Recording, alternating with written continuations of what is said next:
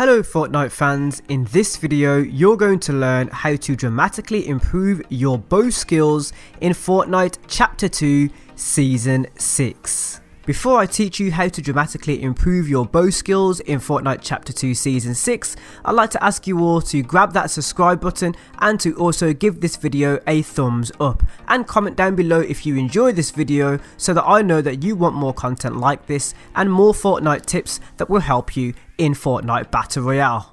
In Fortnite Chapter 2 Season 6, the game was changed with bows being introduced into the game and other guns like snipers being removed. You may be one of those players who feel very frustrated with the inclusion of bows within this season of Fortnite Battle Royale, but do not fret, I'm here with just 3 tips that will dramatically improve your skills with bows within this season of Fortnite. Counting down from 3, 2, 1. The first number 1 position will be the most useful tip, so stay to the end of the video so that you get all of the value that I'm giving to you here. The top tip in the 3rd position is to let it go.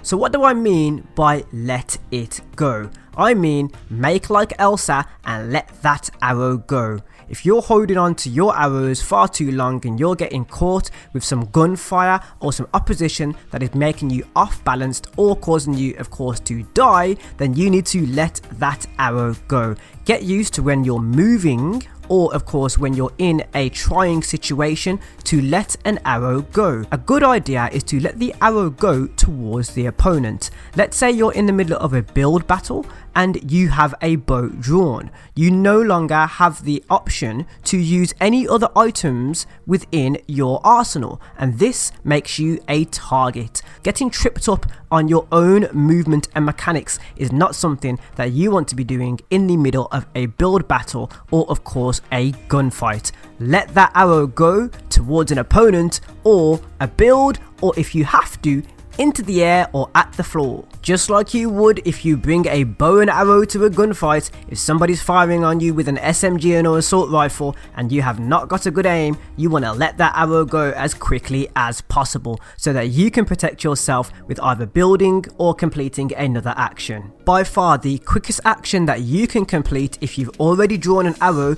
is to let it go. Make like Elsa and let that arrow go. Moving on to the 2nd tip, which is to do the opposite, which is to hold on. Holding on to your arrow for a longer period of time will give you a further distance shot, meaning that you can use your bow and arrow as a sniper. Knowing when to do this is important. For example, if you're static, maybe camping, or you're static looking at a static opponent, what I mean by static is standing or crouching still and not moving, this will give you the opportunity to get off a good sniper shot with your bow and arrow. The longer you hold your bow and arrow for, by holding that trigger button, will give you a further distance shot and you're more likely to hit an opponent who's at a long distance away from you. And knowing when to hold on to your bow and arrow is very important. You have to remember that when you draw that arrow, you are vulnerable to gunfire and being attacked. So knowing exactly when you should hold on to it for a long shot is the key to improving your skills with your bow. Take the long shot by holding that arrow longer. You were also given an audio indication as to when your arrow is fully drawn. This means that this is the longest amount you will need to hold your arrow in your bow to get that long shot.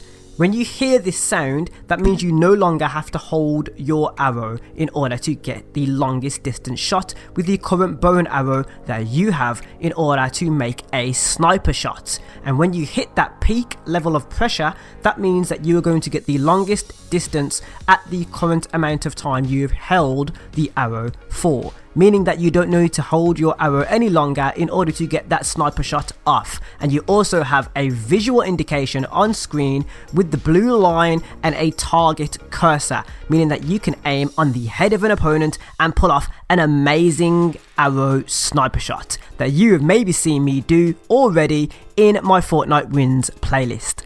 And my number 1 top tip for helping you improve your bow skills in Fortnite Chapter 2 Season 6 is to upgrade. Do that upgrade. If you want to win, that advantage will definitely help you within the game. A flame bow, a shockwave bow gives you an advantage over other players that are not using that bow and arrow, and a stink bow and arrow, oh my days, causes some damage and can cause a boxed up opponent to be choked and lose a lot of HP, and that is absolutely golden in a battle royale game, causing HP loss to the opponent. If you've enjoyed this video, don't forget to give me a thumbs up. Comment down below, what do you think about bow and arrows in this season of Fortnite Battle Royale? Are you watching this after the season? Are you watching this during Season 6? What are your thoughts on Season 6 on a whole? I want to know these things. I want to talk to you about your gaming, and also if you've enjoyed this type of video, this tip video to help you with your gaming, then do let me know and I will make more content like this. The more you like, watch, comment and share, the more I will create for you. So of course, if this is for you, let me know and I can create more. You've been watching a video right here on the Anthony Allen YouTube channel. Thank you for watching and I'll see you in the next one.